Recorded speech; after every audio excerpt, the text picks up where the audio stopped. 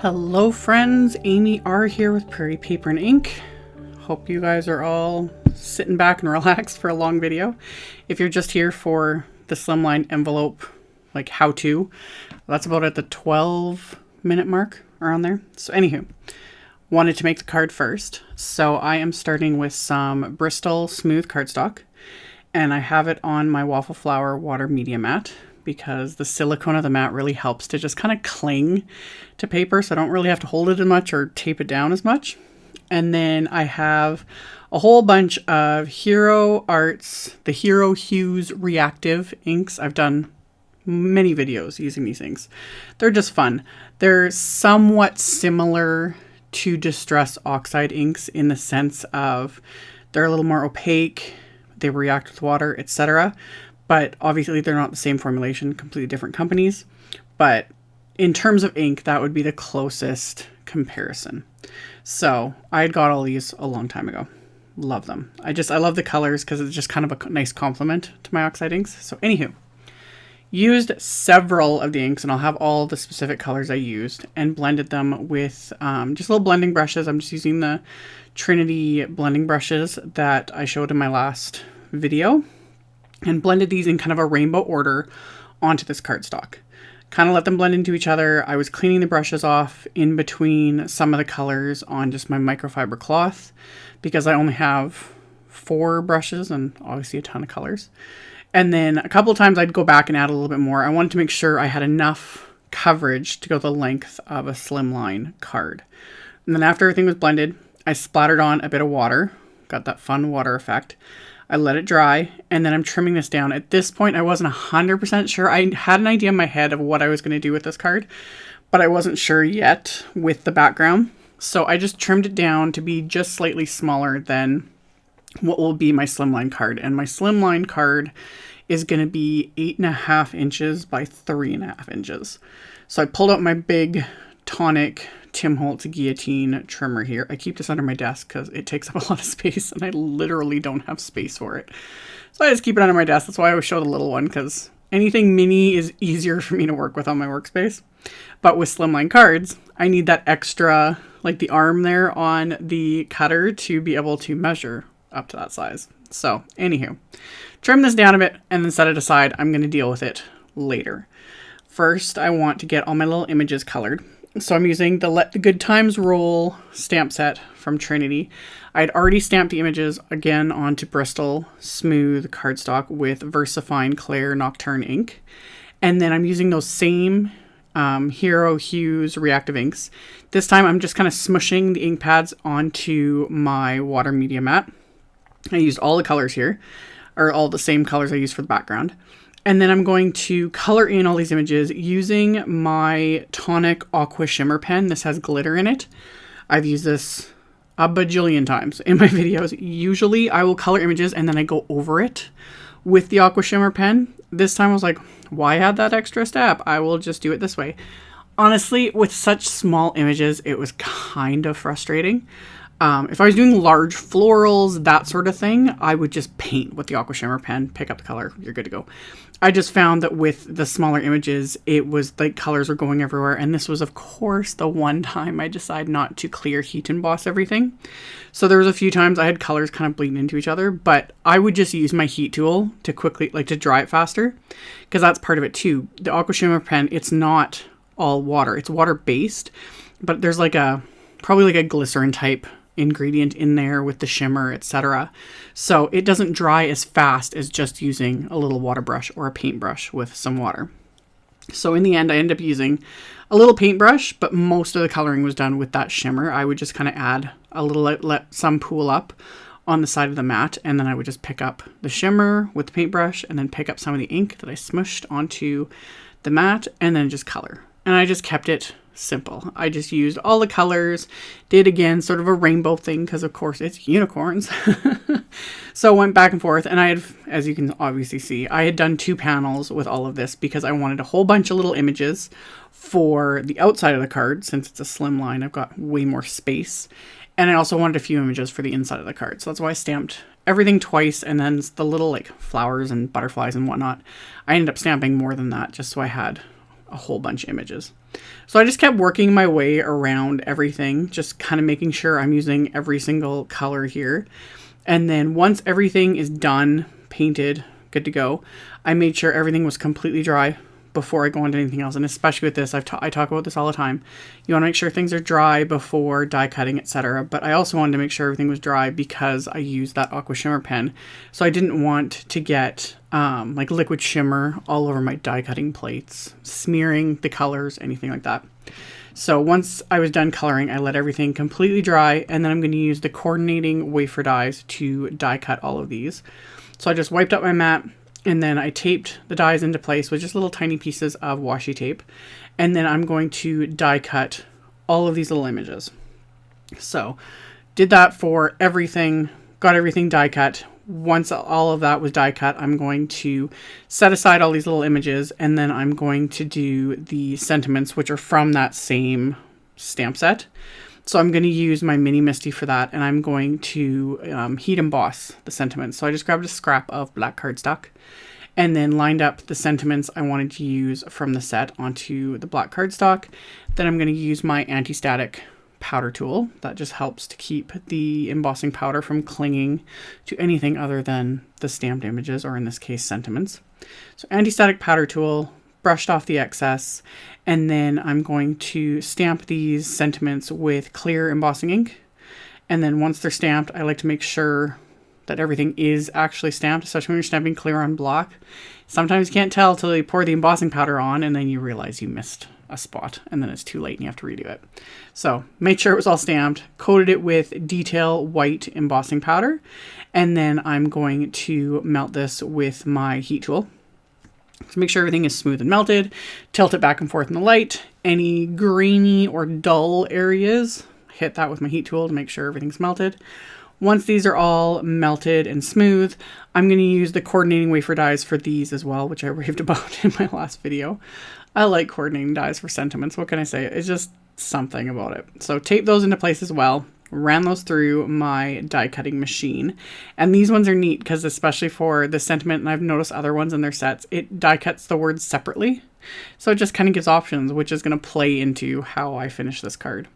So all my die cutting's done, all my images are colored, so now it's time to start assembling the card. So I have a full sheet of white cardstock here, and I cut it at 7 inches. So right now it's 7 inches by 8.5. So then I am going to score this at 3.5 inches. So that'll make my 3.5 by 8.5 inch card. With slimline cards, the measurements can vary.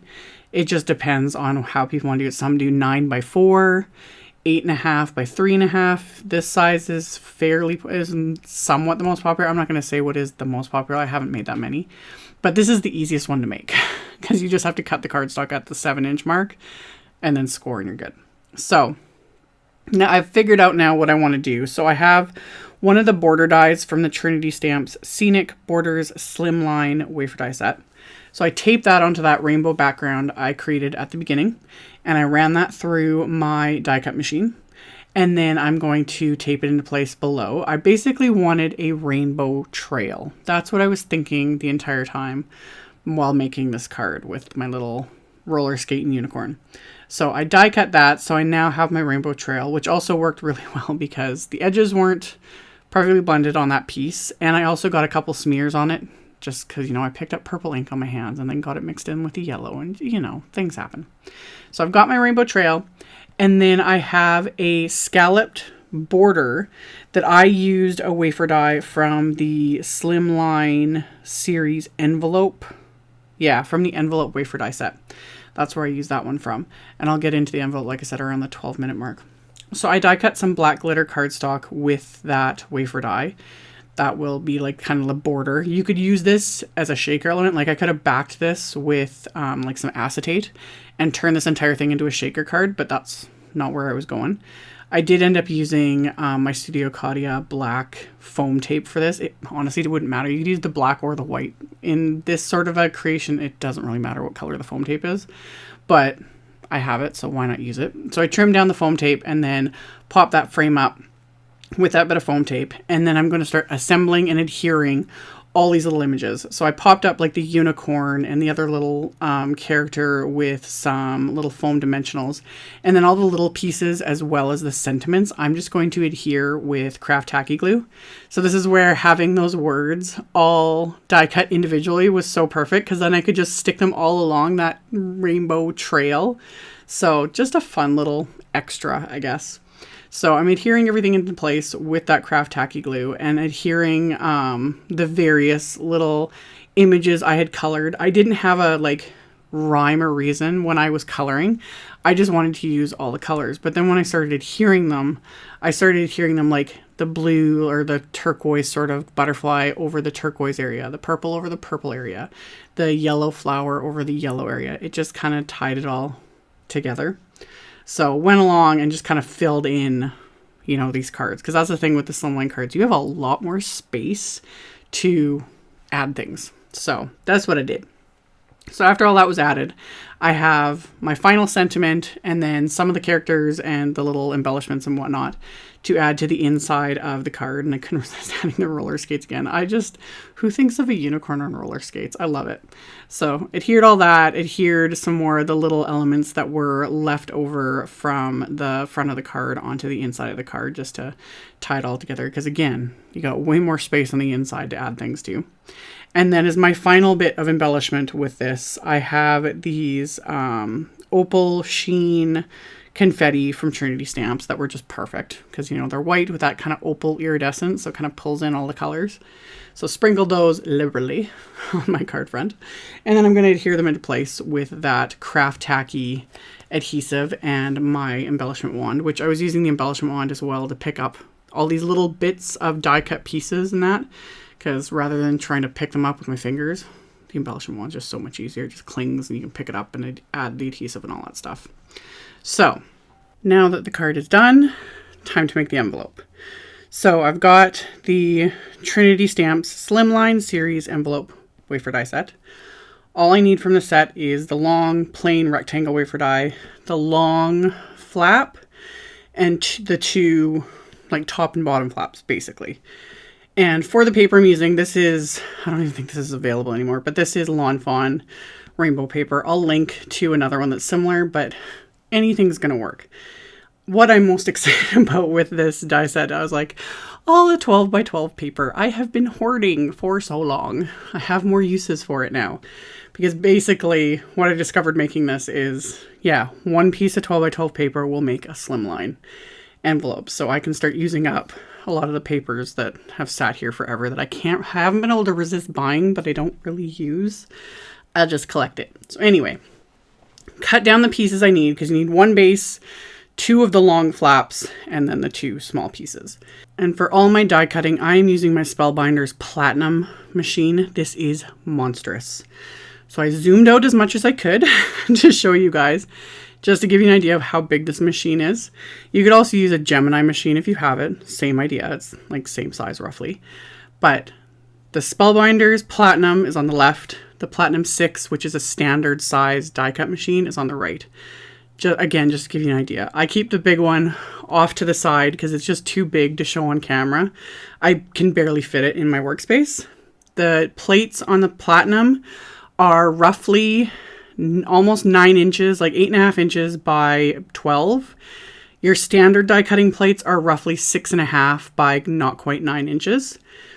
With this wafer die set, you could use it in a regular size die cutting machine. You would just have to die cut part of it, move it up, die cut the rest, just because the dies are too long. Like I'd mentioned when I showed this die set in my last video, I'd measured out the base wafer die and it was 4 inches by 9 inches, just for reference. So this is where, of course, having a big die cut machine just is more convenient, but these will work in a smaller machine. You would just have to run things through twice because they're too long.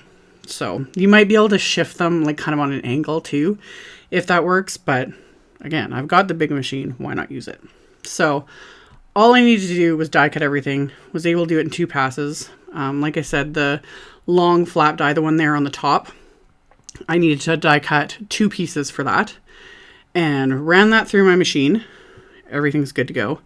That's it. Now it's just a matter of assembling it. So I'm going to move my monster machine back out of the way so I can have my workspace back. And then I've got my base. That's what I'm calling it, the base, which is going to be the front of my envelope. I have my 2 long flaps, and then we have the short little flap and the rounded flap. So you could actually adhere this a couple different ways if you wanted to. You could have one of the long flaps be the opening and just seal up each like shorter end if you wanted to. But I'm just going to adhere it the way I showed, and this is more likely what I will do most of the time because in my head this is just the most convenient. So everything scores while it cuts. So all the little flaps have score lines. So I just quickly folded those. I had my Teflon bone folder just in case, but found I didn't need it. These scored really, really well. And then to actually adhere, I am using my craft tacky glue. I'm really comfortable with this glue. I just know how much I need to use most of the time. Every once in a while, I end up using too much. But if you're not comfortable with liquid glue, especially when adhering, like assembling something like an envelope, score tape is the way to go. I'll link to 1/4 inch score tape. That was going to be my other like go-to. Again, it just depends on my mood. I like having that extra wiggle room with the liquid adhesive. But again, score tape is something every like card maker should have in their arsenal, in my opinion. Just, it's nice to have. So I adhered the 2 shorter flaps first on either end. Easy. And then I'm going to adhere the 2 longer ones on each side. And then all you have to do then is adhere and seal up your envelope. So again, really easy. If I can do it, anybody can do it. So got that adhered. This is where my liquid glue came in handy just to be able to move it around. But again, score tape would have gone a lot quicker. That's for sure. Because after I was done adhering everything, I did need to let this sit. I actually stuck it under a couple of cutting plates and put my die cut machine on top of it just to make sure everything was adhered and like sealed, since it is an envelope. I don't want it like falling apart. But with craft tacky glue, once it's dry completely, like it ain't coming apart. So adhere the 2 long flaps, and then you could do one of 2 things. You could have the shorter flaps like kind of on the inside and then the longer ones on the outside. It's just personal preference. I just found the easiest way to do this was to adhere the long ones together first, and then I'm going to adhere this little short one along the bottom, and then my opening is going to be that round flap. So I'm leaving that until I have, addressed the envelope, filled out the card, etc. Stick the card in, then I'll seal the envelope closed. So I'm just leaving that one. So let this completely dry. It's done. This was so fun to make. The envelope was just adorable. Even though I said everything I said about having so much 12x12, I'm not even joking. Before I finished editing this video, I was already surfing on Simon Says Stamp, like looking at 12x12 pattern paper and like adding more of it to my cart because I'm a crazy person. But anywho, this card was so fun. I turned on my flashlight so you guys could get an idea of just how shimmery and glittery these little characters are. The card fits perfectly in the envelope. Everything is rainbow and fun. I loved it. I hope you guys enjoyed this. I will have links, as always, in the description box below the video, as well as a link to my blog post. I'll have picture links in my blog, so you can check it all out if you're interested.